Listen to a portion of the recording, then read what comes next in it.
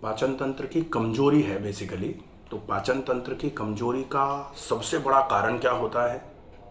पाचन तंत्र जब कमजोर हो जाए तो वो क्या क्या लक्षण पैदा करता है शरीर में, और जब पाचन तंत्र कमजोर हो तो आपको किन किन बातों का ध्यान रखना पड़ेगा ताकि पाचन तंत्र पूरे तरीके से हमेशा के लिए ठीक हो जाए। अब ये जो बीच में चलता है ना कि भाई हमको वो चूरन दिया था, वो गोली दी थी, उससे पेट साफ हो गया था, तो पेट का एक बार में दस्त लगा करके साफ करना और पेट को या पाचन तंत्र को मजबूत करना दो अलग अलग बातें हैं। साफ करने के लिए तो जैसे मान लो अभी हरड़ का पाउडर ले लो छाछ में घोल के, या फिर कैस्टर ऑयल जो अरंडी का तेल होता है वो ले लो, उससे दस्त लग जाएंगे, पेट तो साफ हो जाएगा। लेकिन जो आंतें कमजोर पड़ी हैं, उन कमजोर आंतों में ताकत कैसे आएगी? ऐसे तो नहीं आएगी। हाँ, तो पूरा नियम होगा।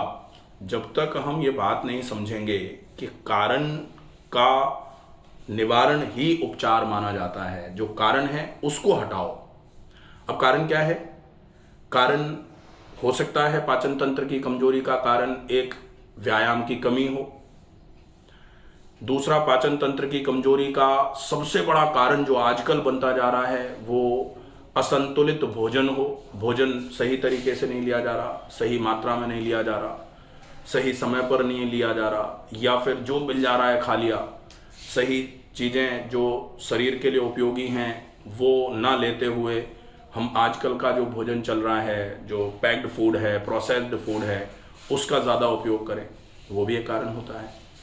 फिर पाचन तंत्र की कमजोरी में जो आजकल के जीवन में तनाव लगातार शरीर का जो शोषण करता जा रहा है, शरीर में जो नुकसान पहुंचाता जा रहा है, वो भी एक बड़ा कारण है।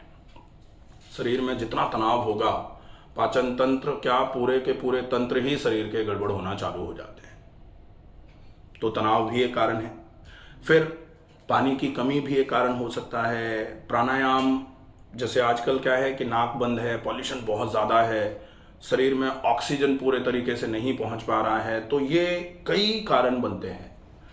और इन कारणों को छोड़ करके हम दवाई पर या चूरन पर, चटनी पर, इस पर फोकस करने लग जाएंगे, तो जब तक हम खाएंगे तब तक तो चलो इनके प्रेजेंस से ये जब तक लेते रहेंगे तब तक थोड़ा आराम बना रहेगा, लेकिन जैसे ही इनको छोड़ेंगे फिर जस के तस हो जाएंगे। ठीक है।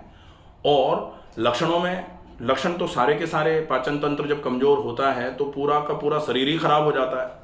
पाचन तंत्र कमजोर हो गया तो धीरे धीरे करके शरीर में जो चीज़ें आप खा रहे हो वो पचेंगी ही नहीं, पचेंगी नहीं तो शरीर में लगेंगी भी नहीं। अब जब शरीर में कोई चीज़ जो हमने खाई है उसका पोषण पहुंचा ही नहीं तो शरीर में पोषक तत्वों की कमी हो जाएगी। पोषक तत्वों की कमी जब होगी तो पोषक तत्वों की कमी से रिलेटेड बीमारियां आना चालू हो जाएंगी। जैसे डेफिशिएंसी में आयरन डेफिशिएंसी हो गई तो आयरन डेफिशिएंसी एनीमिया हो जाएगा। विटामिन B12 की डेफिशिएंसी हो गई तो विटामिन B12 की डेफिशिएंसी की वजह से एनीमिया भी होता है। मस्तिष्क की समस्याएं भी होती हैं। पाचन तंत्र और ज़्यादा खराब होना चालू हो जाता है। हाथ पैर सूने सूने रहना चालू हो जाते हैं। चिड़चिड़ापन बढ़ जाता है। ये विटामिन B12 की कमी के लक्षण हैं। ठीक है। इसके अलावा कई प्रकार की और कमजोरियां होती हैं। प्लस पच नहीं रहा खाना तो शरीर में ऊर्जा भी नहीं मिल रही तो ऊर्जा की कमी, ऊर्जा की कमी की वजह से लगातार थकान। अगर कोई काम करने के लिए बोलेगा तो गुस्सा आएगा, चिड़चिड़ापन छूटेगा, यार हम तो परेशान हैं, हम तो बीमार हैं, हम तो काम कर ही नहीं सकते। तो ये सारे के सारे लक्षण आते हैं। अब इन लक्षणों को अगर लाक्षणिक ट्रीटमेंट मिलता रहे, जैसे विटामिन B12 की कमी है आप B12 ले लो, आयरन की कमी है आप आयरन खा लो, तो कमी को पूरा तो कर रहे हो, लेकिन कमी हो क्यों रही है उस वजह को खत्म नहीं करोगे तब तक भी आराम नहीं मिलेगा। तो वजह तो खत्म करना जरूरी है ना। जैसे होता है ना कि जूते में कील लग जाए या कांटा लग जाए, उसकी वजह से पैर में बार बार घाव हो रहा है और आप पैर के घाव का बार बार इलाज कराते रहो, तो पैर के घाव का इलाज करा के जैसे ही फ्री होगे फिर से वही जूता पहनोगे, फिर से वो कांटा चुभेगा, फिर से घाव हो जाएगा। समझ रहे हैं ना। तो जब तक हम मूल कारण को खत्म नहीं करेंगे तब तक इलाज नहीं होगा। और मूल कारण में ये सारे कारण निकालो। सबसे पहला जो ध्यान रखने वाला नियम बनाओ कि एक अच्छी जीवन शैली का यापन करना है, एक अच्छी जीवन शैली अपनाओ। अच्छी जीवन शैली में क्या क्या चीज़ें आती हैं? सवेरे जल्दी जाग जाओ, समय पर भोजन करो, नियमित व्यायाम करो, अच्छी मात्रा में पानी पियो, शाम का खाना जल्दी खाओ, रात को जल्दी सो जाओ, तनाव मुक्त जीवन रहे इसके लिए प्रयासरत रहो। तनाव ज़्यादा अगर किसी वजह से आ गया है तो चिंतन करके उस तनाव को ख़त्म करने की कोशिश करो, ना कि चिंता में बैठ ही जाओ कि पता नहीं क्या हो गया, हमारे साथ हो गया, तुम्हारे साथ हो गया। ये सब चीज़ें ज़्यादा चल रही हैं आजकल। तो यहाँ से बीमारी परमानेंट ठीक होना चालू होगी। ठीक है, अब इसमें जो हम करने योग्य जो हैं उनको हम कर सकते हैं। कौन सी चीज़ें? जैसे सवेरे जल्दी जागना हम कर सकते हैं, ये तो हमारे हाथ में ही है। ठीक है, सवेरे जल्दी जाग करके एक बार में ज़्यादा मात्रा में जितना संभव हो जाए उतना पानी पियो। ठीक है, इसको ऊषा पान बोलते हैं। ठीक है, जल्दी जागे, जागते ही ज़्यादा मात्रा में पानी पिया। पानी पी करके थोड़ी देर के लिए रुक जाओ। थोड़ी देर मतलब कितना? 5 मिनट रुक जाओ, 7 मिनट, 10 मिनट रुक जाओ। अब रुक करके आप अपने छोटे मोटे काम कर लो कोई। हाँ, जो भी तैयारी करनी है, कॉलेज जाते हो तो कॉलेज की तैयारी कर लो, बैग लगा लो, बुक्स देख लो। हाँ, उसके बाद फिर मोशन जाओ। तो सर ऐसे मतलब 10 टाइप में आते हैं? हाँ, 10 टाइप आते हैं ना।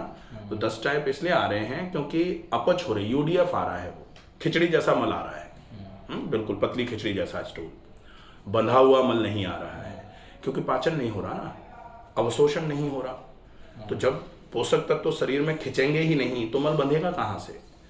मल बंधा हुआ कब आता है? जब जो भी हमने खाया है उसका पूरा पोषण खिंच करके शरीर में आ जाए। तो जो बेकार का, जैसे कभी कभी देखा होगा ना कि जैसे मौसम्बी का जूस निकालने वाला अगर मौसम्बी का जूस निकाले और उसमें से मौसम्बी में से पूरा जूस जब निकाल ले वो, उसके बाद जो गूदा बचता है वो बिल्कुल बंधा हुआ बचता है। लेकिन मान लो अगर जूस निकले ही नहीं पूरा, तो जो गूदा बचेगा वो कैसा बचेगा? गीला, चिपचिपा, उसमें जूस है अभी, इस वजह से तो खराब है वो। तो आपका जो मल है वो ढीला आ रहा है, खिचड़ी की तरह आ रहा है, बंधा हुआ नहीं आ रहा है। इसका कारण क्या है? उसमें से खिंचा नहीं है, पूरा रस उसके पूरे के पूरे शरीर में लगे नहीं है, इस वजह से दिक्कत आ रही है। तो खिंचना कैसे चालू होगा? जब पाचन शुरू होगा। और पाचन कब शुरू होगा? जब हम पाचन के लिए जो जरूरी चीजें हैं उनका फॉलोअप करना चालू कर देंगे। ठीक है, सर खाना भी सही खाता हूँ, ऐसे बाहर का खाना नहीं खाता हूँ बिल्कुल। वो तो ठीक है, लेकिन पूरी चीजें हैं। मैंने केवल खाना नहीं बोला है, मैंने क्या बोला है? जीवन शैली, खाना, व्यायाम, तनाव, पानी, ये सारी चीजें ठीक होंगी तब जाके ठीक होगा। अकेले खाने से ठीक नहीं होगा। ठीक है, खाना एक मेजर रोल प्ले करता है, ज्यादा बड़ा अहम भाग निभाता है आपको ठीक करने में। लेकिन खाना ही ठीक कर देगा ये गलत है। अकेला खाना तो ठीक नहीं करेगा। Food does not treat any disease. लेकिन ये है कि खाने के साथ में आप बाकी सारी चीजों का फॉलोअप करोगे, फिर खाना अच्छा होगा। बाकी सब करते रहो, खाना अच्छा मत खाओ तो भी गड़बड़ है। लेकिन एक चीज कही जाती है, लोग जनरली जो लोग ये सोचते हैं कि खाने से सारी चीजें ठीक हो जाती हैं, एक बात कही जाती है कि आप खाना भी उल्टा सीधा खाते रहो, लेकिन व्यायाम ज्यादा मात्रा में, काम ज्यादा मात्रा में करते रहो, श्रम जिसको बोला जाता है, तो सही रहेगा, तो बीमारी नहीं होगी। और ये कहावत नहीं है, ये शास्त्रोक्त श्लोक है। व्यायामम कुर्वते नित्यम, जो व्यक्ति नित्य व्यायाम करता है, विरुद्धम अपि च भोजनम, विरुद्ध आहार भी अगर वो व्यक्ति ले ले, विदग्धम अविदग्धम वा निर्दोषम परिपच्यते, उसका खाना पच जाता है, उसको दिक्कत नहीं आती है। तो केवल खाने पर अगर हम फोकस करके बैठ जाएं कि हम तो खाना अच्छा खा रहे हैं और हम अच्छा खा रहे हैं, उसमें भी बड़ी गड़बड़ी है। खाना तो बड़ा बड़ा टॉपिक है। खाना अकेला खाना नहीं है। खाना आप क्या खा रहे हो, आपकी मात्रा कितनी है खाने की, कब खा रहे हो, कैसे खा रहे हो, कॉम्बिनेशन ऑफ ईटिंग, ये बहुत सारी चीजें खाने में काम में आती हैं। इसके अलावा भी खाना सिर्फ वही नहीं है जो मुंह में जा रहा है, खाना वो भी है जो नाक में जा रहा है।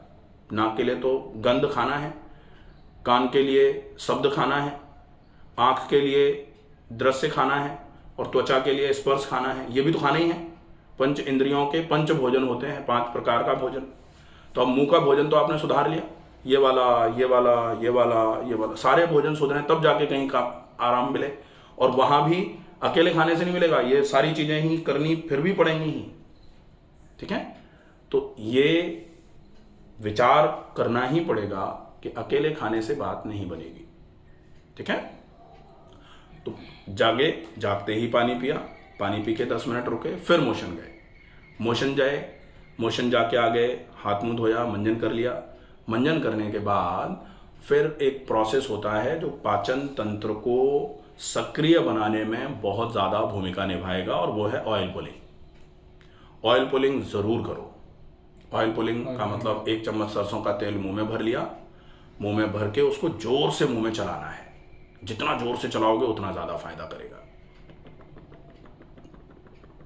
ठीक है, इसको चला के 10 मिनट के बाद में इसको थूक दिया, फिर सादा पानी भर के मुंह में कुल्ला कर लिया, गरारे कर लिए, पानी को थूका।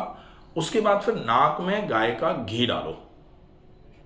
ठीक है, नाक में गाय का घी 2-2, 3-3 ड्रॉप दोनों तरफ डाल के नाक की अच्छे से मालिश कर ली, और उसके बाद में फिर व्यायाम के लिए तैयार हो जाओ। ठीक है, तो अब व्यायाम कौन से करने हैं, व्यायाम के साथ में भोजन में क्या क्या कब कब किस तरीके से रहेगा, और क्या क्या जीवन शैली में बेसिक परिवर्तन रहेंगे, और परहेज क्या करना पड़ेगा, ये पूरा अलग से हम एक पूरा का पूरा प्लान आपको बना के देते हैं। ठीक है, इसको अपन अच्छे तरीके से समझेंगे, ये हम आगे बताएंगे। ठीक है।